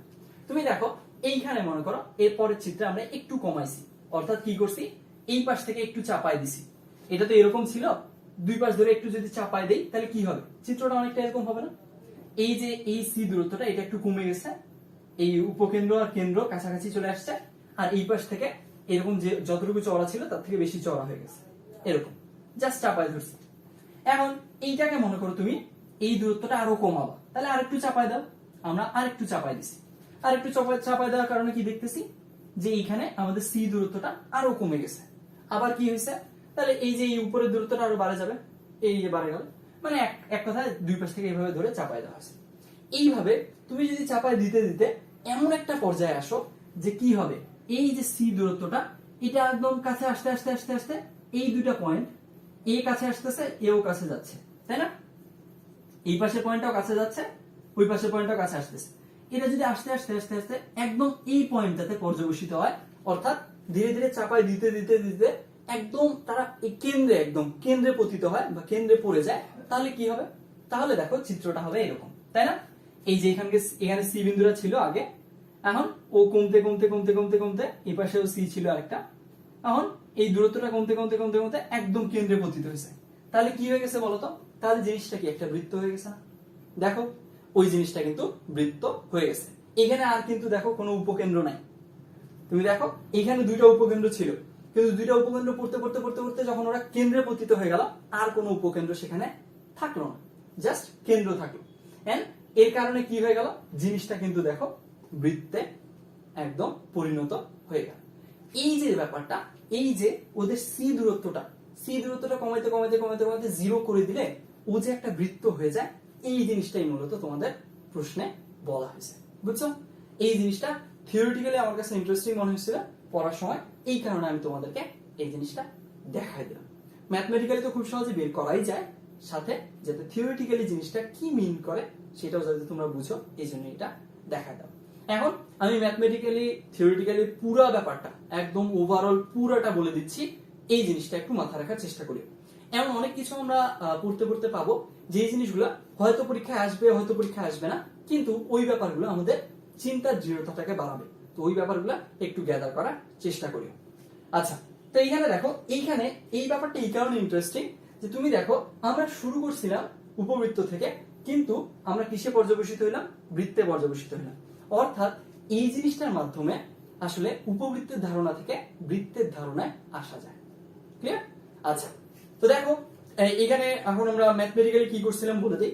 এখানে মূলত বলছিল যে উৎকেন্দ্রিকতা 0 হলে জিনিসটা উপকেন্দ্র আর উপকেন্দ্র থাকে না, ওটা বৃত্ত হয়ে যায়। তো এই কারণে আমরা e is equal to 0 ধরে নিয়েছিলাম, তখন a square is equal to b square আসছিল, তখন এই b স্কয়ারের পরিবর্তে যখন a স্কয়ার বসাই দিলাম, দেখলাম যে সেটা বৃত্তের সমীকরণ চলে আসতেছে। বৃত্তের সমীকরণ চলে আসতেছে মানে কি, সেটা বৃত্ত হয়ে গেছে। তো সেখান থেকে আমরা ম্যাথমেটিক্যালি সিদ্ধান্ত নিতে পারলাম যে আসলে যখন উৎকেন্দ্রিকতার মান 0 হয়ে যায়, তখন a স্কয়ার আর b স্কয়ার সমান হয়ে যায়, তখন কি হয়, তখন আসলে সেটা মানে উপবৃত্ত থাকে না, তখন এটা বৃত্ত হয়ে যায়। তো এই ব্যাপারটা তখন আমরা ম্যাথমেটিক্যালি দেখলাম। এইবার এটা আমরা থিওরিটিক্যালি এক্সপ্লেইন করব। থিওরিটিক্যালি এক্সপ্লেইন করতে আসে দেখলাম ই ইজ ইকুয়াল টু হচ্ছে সি বাই এ, তাহলে সি বাই এ এর মান 0। এখন প্রশ্নে বলা হয়েছে যে শর্তটা দেওয়া হয়েছে যে উৎকেন্দ্রিকতা 0, মানে হলো সি বাই এ 0, মানে হলো এক কথায় সি 0। তাহলে প্রশ্নে বলা হয়েছে যে সি 0 হলে দেখাও যে সেটা বৃত্তে পর্যবসিত হবে। এখন আমরা ওই জিনিসটাই কিন্তু দেখাইলাম। কিভাবে? যে আমরা এই দূরত্বটা যেহেতু সি, আমরা ধীরে ধীরে এই সিটার দূরত্বটা কমাচ্ছি, দুই পাশ থেকে চেপে ধরে ধরে এটাকে গ্র্যাজুয়ালি কমাচ্ছি। তো কমাইতে কমাইতে দেখলাম যখন এই সি দূরত্বটা 0 হয়ে যাবে, অর্থাৎ দুই পাশ থেকে দুটো উপবৃত্ত দুই পাশ থেকে দুটো উপকেন্দ্র এসে একটা বিন্দুতে কেন্দ্রে পড়ে যাবে, তখন কি হয়ে যাবে? ওইটা আর কিন্তু উপবৃত্ত থাকতেছে না, ওটা কি হয়ে যাচ্ছে? ওটা একটা বৃত্ত হয়ে যাচ্ছে। এই ব্যাপারটাই মূলত প্রশ্নে বলা হয়েছিল, বুঝছো? এখানে আরেকটা ব্যাপার তোমরা খেয়াল করলে করতে পারো যে আমরা কি পাইছিলাম ম্যাথমেটিক্যালি দেখানোর সময়, a square is equal two b square, অর্থাৎ a is equal two b পাইছিলাম, তাই না? ওখানে a is equal two b পাওয়া মানে কি বলতো? a is equal two b পাওয়া মানে হলো যে বৃহদক্ষ ক্ষুদ্রাক্ষ না থাকা, অর্থাৎ দুইটা অক্ষ সমান হয়ে গেছে, কোনটা আর বড় ছোট নেই। উপবৃত্ত আঁকলে দেখবা একটা পাশ বা একটা অক্ষ বড় থাকবে আর একটা অক্ষ ছোট থাকবে, কিন্তু যখনই বৃত্ত হয়ে যায় তখন দেখো কি হয়ে গেছে, বা যখনই উৎকেন্দ্রিকতা 0 হয়ে যাচ্ছে তখন কি হয়ে যাচ্ছে? এই দুইটা পাশ বা দুইটা অক্ষ সেম হয়ে যাচ্ছে। দুইটা অক্ষ কার সেম থাকে? বৃত্তের সেম থাকে। দেখো এই যে এই পাশটাও a, এই পাশটা যদি তুমি b ডিফাইন করো, এই দুইটাই কিন্তু সমান, কারণ বৃত্তের ব্যাসার্ধ সব সময় সমান। তাহলে a is equal two b। এই ক্লু থেকেও একটু আন্দাজ পাওয়া যায় যে আসলে এটা বৃত্তে পর্যবসিত হয়েছে বা এটা বৃত্ত হয়েছে। আশা করা যায় পুরো ব্যাপারটা তোমাদের ক্লিয়ার হয়েছে। এইভাবে আসলে মানে উপবৃত্তের ধারণা থেকে পরাবৃত্তের ধারণায় যাওয়া যায়, আবার বৃত্তের ধারণায় আসা যায়, এরকম কাজগুলো করা যায়। তো গেল, এইটা একটা জিনিস তোমাদের বইয়ে দেওয়া ছিল, এই কারণে আমি সুযোগ পাইলাম এই জিনিসটা এক্সপ্লেইন করার, এই জন্য এটা এক্সপ্লেইন করে দিলাম। গেল, এইটাই মূলত আমাদের এখন টাইপ 8 শেষ হয়ে গেল, বুঝছো? টাইপ 8 এর আন্ডারে কি কি ম্যাথ আছে সেগুলো এখন লিখে দিচ্ছি, দেখে নাও। তো দেখো টাইপ 8 এর আন্ডারে 19 এডিশনের বইয়ের 9 এর সবগুলো আছে, আর হলো 20 এডিশনের বইয়ে 6 এর A থেকে E পর্যন্ত আছে। এই ম্যাথগুলা টাইপ 9 এর টাইপ 8 এর মতো করে হবে। এবার আমরা যাব টাইপ 9 এ।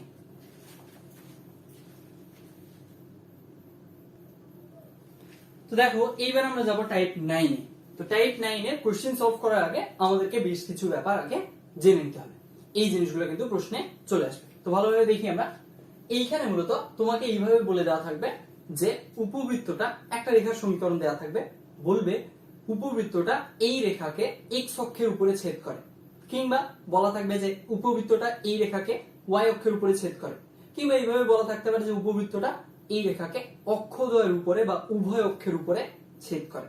তো এই যে x অক্ষের উপরে বা y অক্ষের উপরে বা অক্ষদ্বয়ের উপরে, এইগুলোর মিনিংটা কি আমরা আগে একটু ক্লিয়ার হই।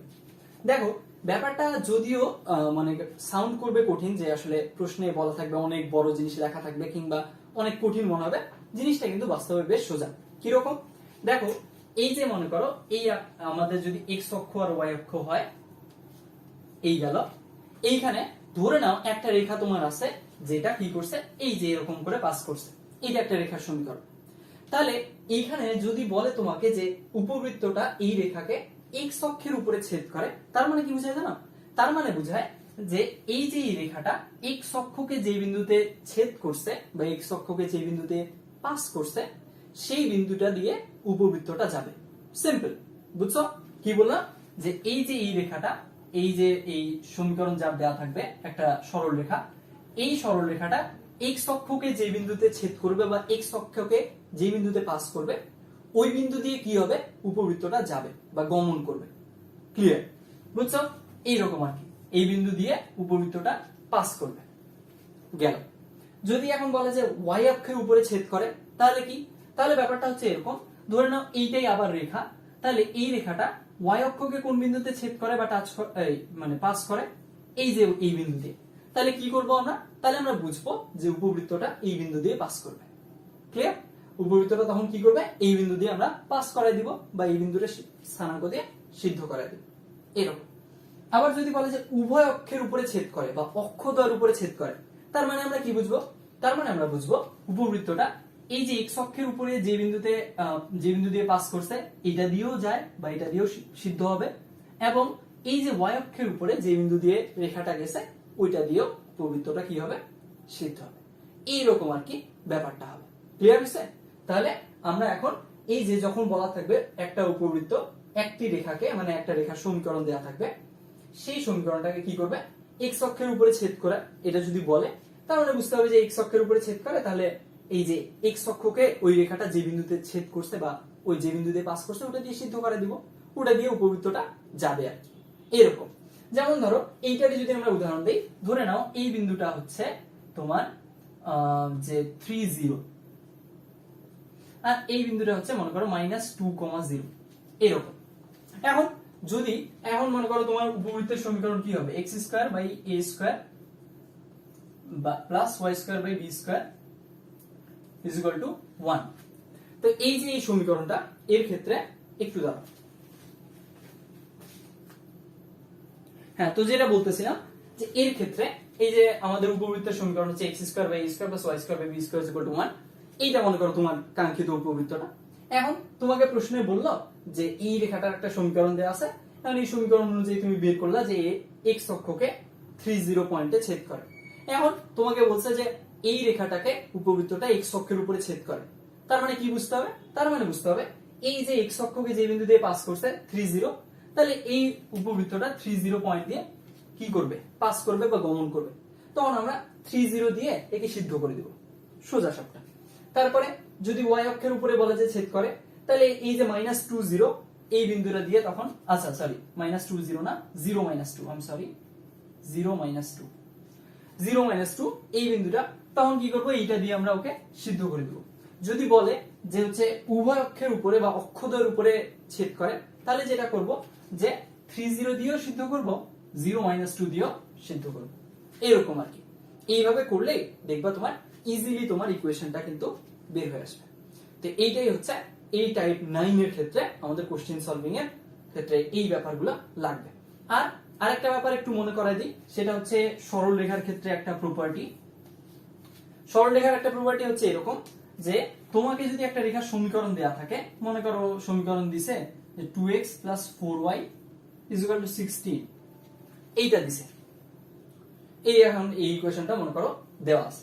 এখন এইখান থেকে তোমাকে যদি আমি বের করতে বলি যে আচ্ছা এই যে এই রেখাটা x অক্ষকে কোন বিন্দুতে ছেদ করে বলো তো, কি করা যাবে, কিংবা এটা কিভাবে বের করা যায় সোজা ভাবে, একটু মনে করার চেষ্টা করো। এই কারণে কিন্তু তোমাদেরকে বলে দিয়েছিলাম যে কনিকের ক্ষেত্রে বারবার সরলরেখার জিনিসগুলা লাগবে, তো সেইগুলো আমাদেরকে ক্লিয়ার রাখতে হবে, এই জন্যই মোটামুটি মনে করাই দিচ্ছি। তো দেখো এই যে কোনো রেখার সমীকরণ দেওয়া থাকার পরে যদি আমাকে জিজ্ঞেস করা হয় যে এইটা মানে x অক্ষকে কোন বিন্দুতে ছেদ করবে কিংবা y অক্ষকে কোন বিন্দুতে ছেদ করবে, এটা বেশ কয়েকভাবে বের করা যায়। আমি সোজা দুইটা পদ্ধতি দেখাচ্ছি। সেটা কি, প্রথম পদ্ধতি হচ্ছে x/a + y/b শেপে প্রকাশ করা। x/a + y/b = 1, এই শেপে খালি জাস্ট প্রকাশ করা। এই শেপে প্রকাশ করলেই শেষ, কাজ শেষ, তখন এমনিতেই বোঝা যাবে। তাহলে এই শেপে কিভাবে প্রকাশ করব, এই শেপে প্রকাশ করতে হলে যেটা করতে হবে, আমাদেরকে ধ্রুবকটাকে প্রথমে ডান পাশে নিতে হবে। ডান পাশে নেওয়ার পরে তারপরে তখন ওই ধ্রুবকটা দিয়ে ওই ধ্রুবকটা নামাই দিতে হবে, এখানে 1 রেখে, মানে এক কথায় ডান পাশে 1 রাখতে হবে, -1ও না কিন্তু 1ই রাখতে হবে। 1 রেখে জিনিসটা নামাই দিতে হবে, এরকম আর কি। এরকম করে এই শেপে আনার পরে এমনিতেই সিদ্ধান্ত দেওয়া যাবে। তা আমরা করি, এরকম কাজ করি। তাহলে এটার ক্ষেত্রে এরকম কাজ করলে কি আসবে, 2x/16 + 4y/16 = 1। জাস্ট ধ্রুবকটাকে নামাই দিলাম, এই পাশে 1 থাকলো। এখন তাহলে আলটিমেটলি কি হচ্ছে, 2 আর 16 কাটাকাটি যাচ্ছে, তাহলে হচ্ছে 8, 4 আর 16 কাটাকাটি যাচ্ছে, তাহলে থাকতেছে 4। তো এই যে x/a + y/b শেপে আমি প্রকাশ করলাম, এইটা করলে সুবিধা হচ্ছে এটাই যে তুমি এখানে দেখেই বলে দিতে পারবা এই রেখাটা এখন x অক্ষকে কোন বিন্দুতে ছেদ করে আর y অক্ষকে কোন বিন্দুতে ছেদ করে। x অক্ষকে ছেদ করবে x এর নিচে যা আছে তাই, অর্থাৎ 80 বিন্দুতে, আর y অক্ষকে ছেদ করবে কোন বিন্দুতে, y এর নিচে যা আছে তাই, অর্থাৎ 04 বিন্দুতে। এইরকম আর কি। এইভাবে করে তোমার যে কোনো রেখার ক্ষেত্রে সেটা x অক্ষকে কোন বিন্দুতে ছেদ করে আর y অক্ষকে কোন বিন্দুতে ছেদ করে সেটা বের করা যায়। গেল। এই ক্ষেত্রে মাইনাসও থাকতে পারে, যেমন এখানে যদি আমি -16 দিই, তাহলে এখানেও -8 আসবে, এখানেও -4 আসবে। তাহলে তখন কি হবে, -8, 0, 0, -4, এরকম আর কি হবে। এইটা একটা পদ্ধতি গেল। এবারেও আরেকটা পদ্ধতি আছে, এভাবে সোজাভাবে বের করা যায়, যেভাবে সোজা মনে হয় তোমরা বের করবা। সেটা কি, তোমাকে যদি আমি জিজ্ঞেস করি এই রেখাটা এক্স অক্ষকে কোন বিন্দুতে ছেদ করবে, তখন তুমি কিভাবে বের করতে পারো? এক্স অক্ষকে ছেদ করা মানে কি বলতো? এক্স অক্ষকে ছেদ করা মানে হলো y0 হওয়া, কারণ এক্স অক্ষের উপরে সব বিন্দুর কোটি শূন্য বা y স্থানাঙ্ক 0। তাহলে কি করবা, যদি এক্স অক্ষকে কত বিন্দুতে ছেদ করে এটা জিজ্ঞেস করে, তাহলে যেটা করতে পারো তুমি y এর মান 0 বসাই দিবা।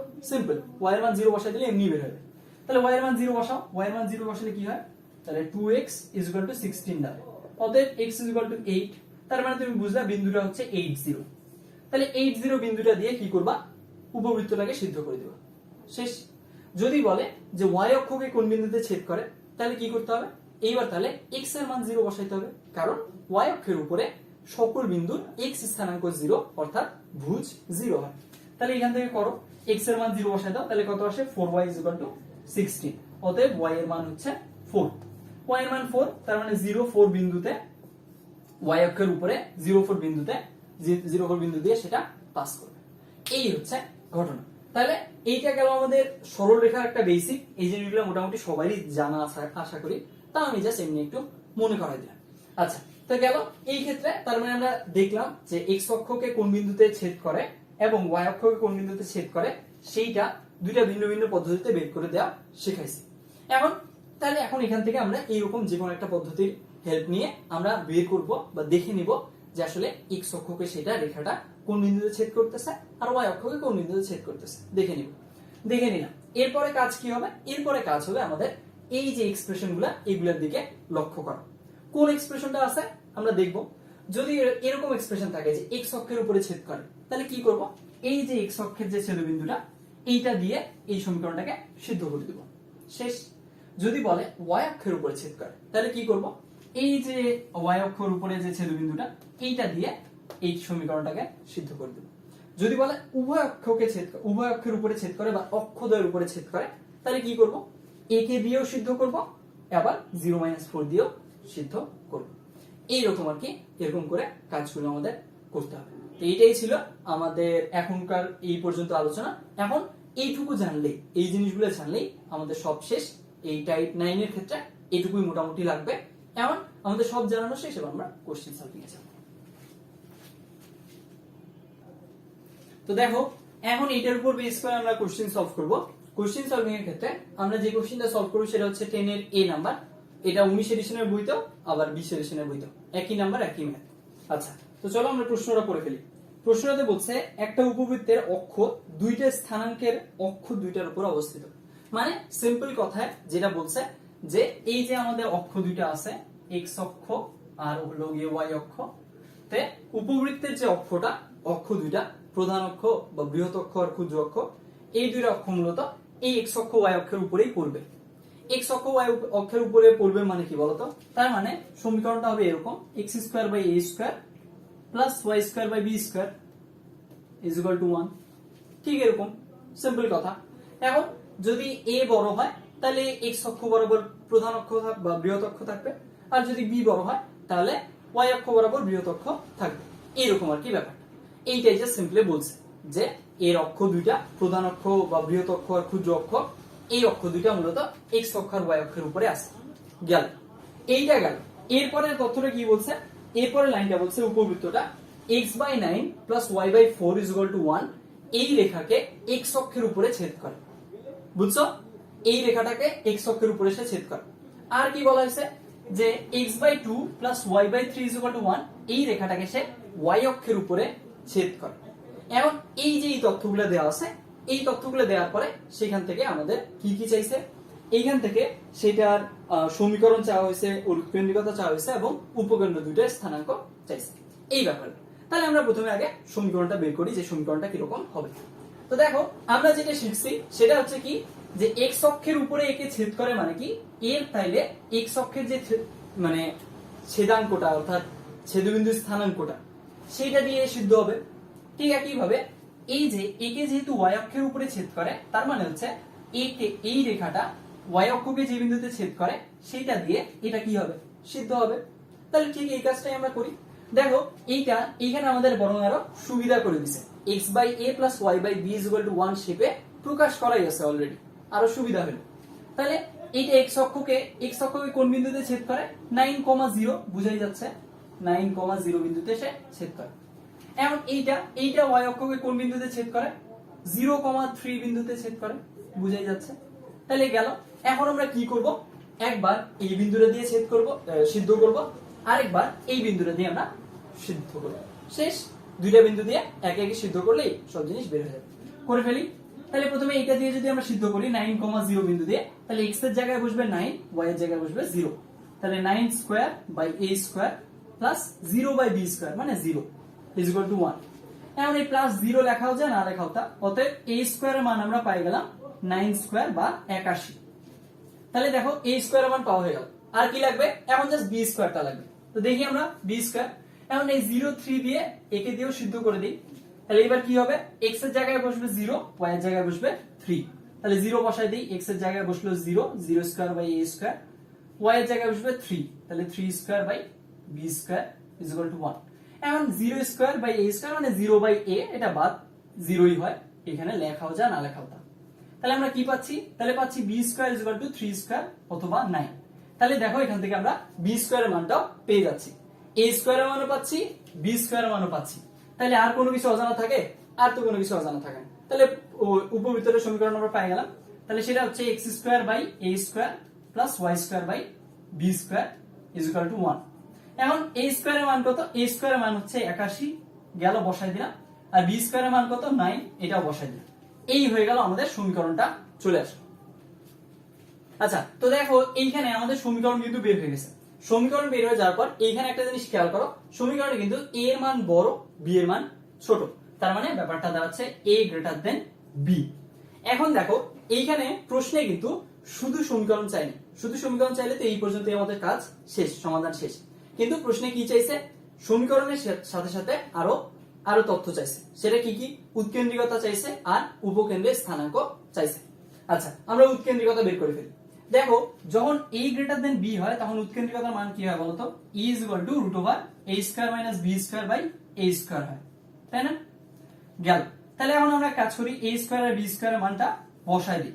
তাহলে কি দাঁড়ায়? 81 মাইনাস 9, 81 মাইনাস 9 বাই 81 থাকলো। তাহলে আলটিমেটলি কি থাকে? আলটিমেটলি তাহলে দাঁড়াচ্ছে রুট ওভার 72 বাই 9। এই জিনিসটা হচ্ছে আমাদের উৎকেন্দ্রিকতার মান। গেল। উৎকেন্দ্রিকতা আমরা বের করে ফেললাম। এবার লাস্ট জিনিস কি? লাস্ট চাইছে আমাদের কাছে উপকেন্দ্রের স্থানাঙ্ক। আচ্ছা, তাহলে দেখো এটা চিত্রটা কিরকম হবে একটু খেয়াল করো। এইটার ক্ষেত্রে যেহেতু হচ্ছে তোমার কি, এর ক্ষেত্রে যেহেতু a গ্রেটার দেন b, তাহলে চিত্রটা এরকমই হবে, এই যে ঠিক এরকম। এখন এই যে চিত্রটা এরকম হইলো, তাহলে এর হচ্ছে বৃহৎ অক্ষ হচ্ছে x অক্ষ বরাবর আর ক্ষুদ্র অক্ষ হচ্ছে y অক্ষ বরাবর। এর ক্ষেত্রে দেখো তো তুমি উপকেন্দ্র দুইটা কোথায় পাচ্ছ? উপকেন্দ্র দুইটা পাচ্ছ, এই উপকেন্দ্র পাচ্ছ a, 0 বিন্দুতে, আর এই উপকেন্দ্র পাচ্ছ মাইনাস a, 0 বিন্দুতে। অর্থাৎ আমি যদি একদম সাম আপ করে বলি, উপকেন্দ্র দুইটা পাচ্ছি প্লাস মাইনাস a, 0 বিন্দুতে, তাই না? উপকেন্দ্র কিন্তু ওই দুটো বিন্দুতে পাচ্ছি। এখন তাহলে এখন আমরা দেখি এই যে প্লাস মাইনাস a, 0 উপকেন্দ্রের স্থানাঙ্ক, এটার মান কত আসে দেখে ফেলি। তাহলে দাঁড়াচ্ছে প্লাস মাইনাস a, 0। তাহলে আলটিমেটলি কি দাঁড়ায়? প্লাস মাইনাস a এর মান, a এর মান কত দেখো? a এর মান হচ্ছে 9, a স্কয়ার যেহেতু 81, তাহলে a এর মান 9। e এর মান কত? e এর মান হচ্ছে রুট ওভার 72 বাই 9, তাহলে রুট ওভার 72 বাই 9, 0। তাহলে আলটিমেটলি কত আসে? তাহলে এই 9 আর এই 9 ক্যান্সেল হয়ে গেল, থাকলো প্লাস মাইনাস রুট ওভার 72, 0। এই তো এইটাই হচ্ছে আমাদের উপকেন্দ্রের স্থানাঙ্ক। ক্লিয়ার হয়েছে? তাহলে দেখো আমাদের সবগুলো যা যা চাইছিল সব বের করতে পারছি আমরা। সমীকরণ বের করছি, উৎকেন্দ্রিকতা বের করছি, উপকেন্দ্রের স্থানাঙ্ক বের করছি। আচ্ছা, এই তো গেল সমাধান শেষ। এইবার এখন আমরা দেখি এখানে কাজগুলো কি করছি। সোজা জিনিস, এইখানে মূলত বলে দিছিল যে এইটা এমন একটা উপবৃত্ত যার অক্ষগুলা মানে এই স্থানাঙ্কের অক্ষের উপরে x y অক্ষের উপরে পড়ছে। তার মানে ওর সমীকরণটা হবে এরকম, x square by a square plus y square by b square is equal to 1। বুঝাই যাচ্ছে। এখন এই ক্ষেত্রে দুইটা জিনিস হইতে পারে, হয় a বড় হবে b ছোট হবে, না হয় a ছোট হবে b বড় হবে, এইরকম কিছু একটা হবে। তো দেখি এখানে আর তথ্য দিছিল যে এই রেখাটাকে x অক্ষের উপরে ছেদ করে আর এই রেখাটাকে y অক্ষের উপরে ছেদ করে। তো আমরা কি করছি? যেহেতু একে এক্স অক্ষের উপরে ছেদ করে তাহলে এর এক্স অক্ষের ইয়াকে ছেদাঙ্ক দিয়ে একে সিদ্ধ করে দিছি। ঠিক একই ভাবে এই রেখাকে যেহেতু ওয়াই অক্ষের উপরে ছেদ করে তাহলে এর ওয়াই অক্ষের ছেদাঙ্ক বা ওয়াই অক্ষের মানে ছেদবিন্দু স্থানাঙ্ক সেটা দিয়ে একে সিদ্ধ করে দিছি। সিদ্ধ করে দেওয়ার পর মানে রেসপেক্টিভলি কি চলে আসছে, এ চলে আসছে এবং বি চলে আসছে, এ স্কয়ার বি স্কয়ার। তাহলে তো আমরা সমীকরণ পেয়ে গেলাম। সমীকরণ পেয়ে যাওয়ার পর দেখতেছি a গ্রেটার দেন বি হয়েছে, তাহলে সেখান থেকে নিয়ম মাফিক আমরা উৎকেন্দ্রিকতা বের করছি এবং এই উপকেন্দ্রের স্থানাঙ্ক আমরা বের করছি। এরকম করে মূলত কোশ্চেনগুলো সলভ করতে হবে। তুমি দেখবা যে এই টাইপের যতগুলো কোশ্চেন আছে সেইগুলোর ক্ষেত্রে মোটামুটি এই জিনিসগুলোই থাকবে। হয় দিবে এক্স অক্ষের উপরে একটা বিন্দুতে একটা রেখাকে ছেদ করে ওয়াই অক্ষের উপরে ছেদ করে এরকম করে, না হয় দিবে যে হচ্ছে গিয়ে তোমার যে একটা রেখা দিবে ওটাই বলবে যে অক্ষদ্বয়ের উপরে বা উভয় অক্ষের উপরে ছেদ করে, এইরকম তথ্যগুলা থাকবে। আচ্ছা, এখন এই টাইপের কোশ্চেন কি কি আছে বলে দেই। দেখো 19 এডিশনের বইয়ে 10 এর সবগুলা আর 20 এডিশনের বইয়ে দেওয়া আছে 10 এর এ বি এবং एग्जांपल 6, এইগুলো আছে আমাদের টাইপ 9 এর অন্তর্ভুক্ত ম্যাথ। তাহলে এই গেল আজকের আলোচনা। ভালো থেকো সবাই, ধন্যবাদ।